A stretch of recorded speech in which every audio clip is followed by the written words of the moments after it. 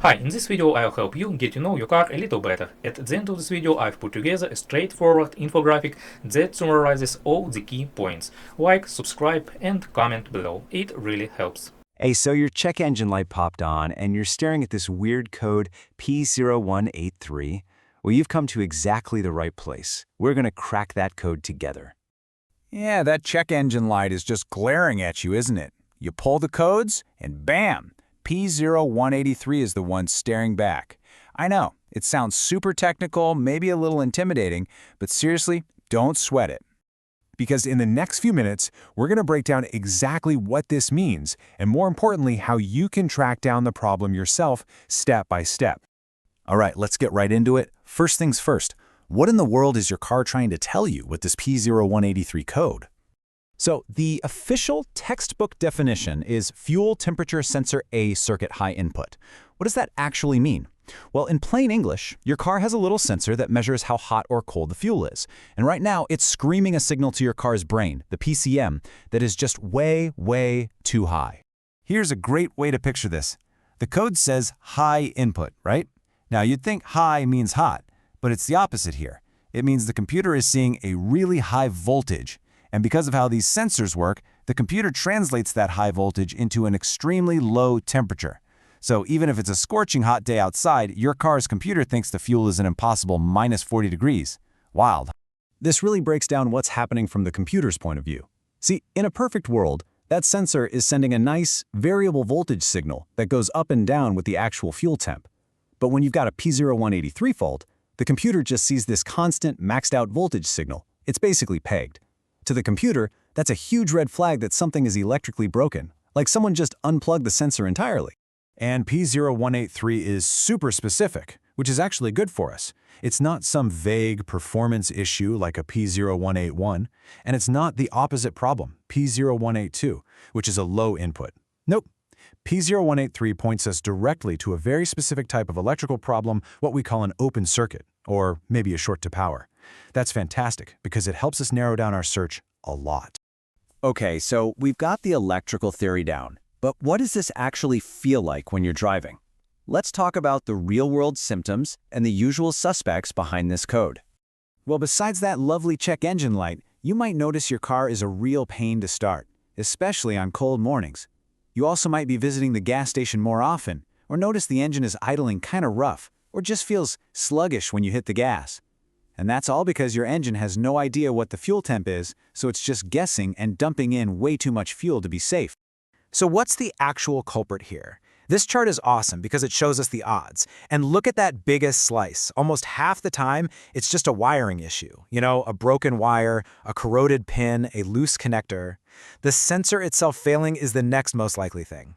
Way down the list are things like a short circuit or, thank goodness, a problem with the main computer. And that's fantastic news because it means we're probably not looking at a huge, expensive repair. Okay, time for the fun part, the investigation. Let's put on our detective hats, follow the clues, and hunt down the real source of this problem. And don't worry, I've broken this whole diagnostic process down into 3 super simple, manageable steps. Step 1, we're going to use a scanner to see what the computer is seeing. Step 2, we're just going to use our eyes and look for the obvious stuff. And step 3, we'll break out a multimeter to get the final definitive answer. Let's kick things off with step 1. Go ahead and plug in your trusty OBD2 scanner and pull up the live data. You're going to scroll through until you find the reading for fuel temperature. Now, with a P0183 code active, you're not going to see a normal temperature. You're going to see that weird, default, impossibly cold number we talked about. And there it is, minus 40 degrees. That's the magic number. It's actually the same in both Fahrenheit and Celsius, which is kind of neat. But more importantly, it's the number most car computers spit out when they can't get a real signal from a temp sensor. If you see minus 40, boom. You've just confirmed the computer is seeing the fault. Okay, on to step 2, the visual inspection. And please, please do not skip this step. It can save you so much time. Just find the sensor. It's usually on the fuel rail or maybe near the tank. And just look. Is the connector plugged in all the way? Wiggle it. Follow the wires. Do you see any spots where they're rubbing against something or look melted or maybe even chewed on by a mouse? You'd be surprised how often the fix is right there in plain sight.